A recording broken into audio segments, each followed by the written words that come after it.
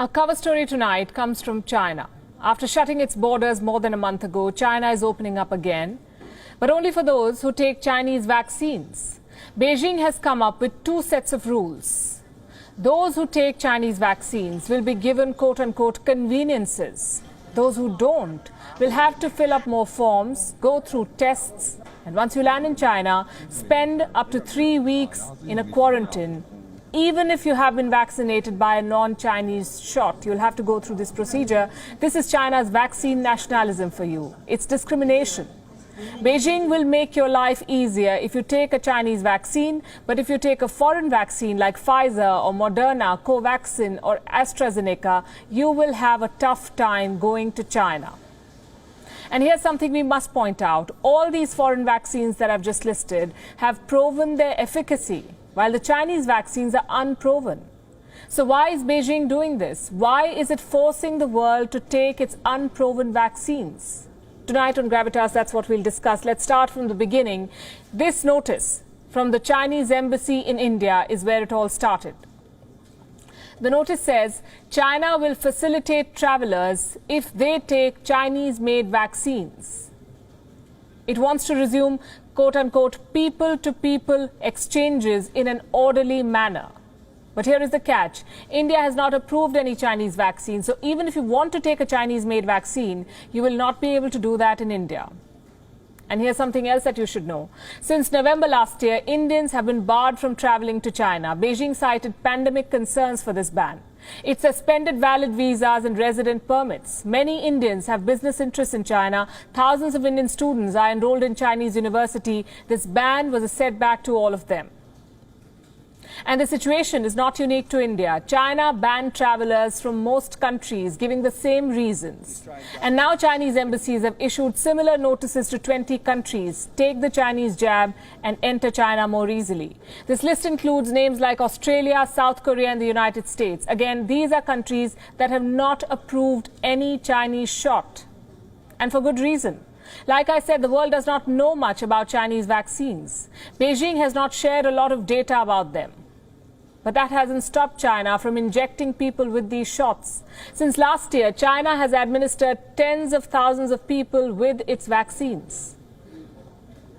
Now it wants to expand its market, so it is coming up with these discriminatory rules. Let's say you decide to take a Chinese shot. What do you get? Well, first of all, an unproven chemical flowing in your body. If you survive it, you also get a simplified application process. You'll need fewer documents to apply for a visa. Here's another perk. You do not need an invitation letter. What is that? Earlier, if you traveled to China for business purposes, you had to produce an invitation letter. This was given by Chinese government departments. Now it may not be needed, only if you have a Chinese vaccine. A statement issued in Germany suggested that the requirement will be waived off if you take a Chinese shot. Now, what happens if you do not take a Chinese vaccine? Well, tighten your seatbelts for the hurdle race to China. You will need the following: a negative test for the Wuhan virus, which is a reasonable demand. Then you have to obtain an antibody test. If you succeed and you land in China, you will have to go into quarantine for up to 3 weeks. Well, we hope you enjoy your stay. This is China for you, using its position as a dominant economic power to force its vaccines on the world. And I'm sure some of you are wondering, how bad can the Chinese vaccines be? To which I'll say, how big a chance are you prepared to take? And who would you rather believe, China's Communist Party or international experts? Beijing maintains that its shots are safe. But public health experts have raised concerns. They say Chinese companies have not been transparent about their clinical trials. Then we have the Chinese state media saying that more than 60 countries have authorized the use of Chinese vaccines. Earlier this month, Human Rights Watch highlighted what's worrying about Chinese vaccines. They say more than a dozen vaccines are in clinical trials in China, but as of the first week of March, none of the vaccines had received full regulatory approval. Neither have the companies released phase 3 trial data. Now, you know that phase 3 trials are large-scale studies to assess the level of protection that a vaccine gives.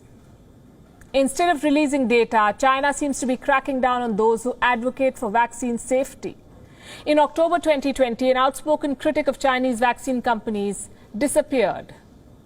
Then in January, a vaccine safety advocate disappeared. This was just before the visit of the WHO team that went to probe the origins of the virus. On the Chinese internet, social media posts raising questions about the safety of Chinese vaccines were removed. At the same time, the Chinese press has aggressively tried to discredit Western vaccines. State-owned publications like the People's Daily and Global Times have accused Western media of downplaying deaths allegedly caused by the Pfizer vaccine. And we must specify here, there is no evidence so far linking the deaths to the vaccine. A prominent Chinese journalist was caught sharing unverified reports on the Pfizer shot. She claimed that 10 people died after taking the Pfizer vaccine in Germany. Later, the same tweet was amplified by Zhao Lijian, the spokesperson of the Chinese Ministry of Foreign Affairs, better known around the world as China's wolf warrior-in-chief. You see, the pattern is clear. Discredit foreign vaccines and force Chinese vaccines on the world. WION is now available in your country. Download the app now and get all the news on the move.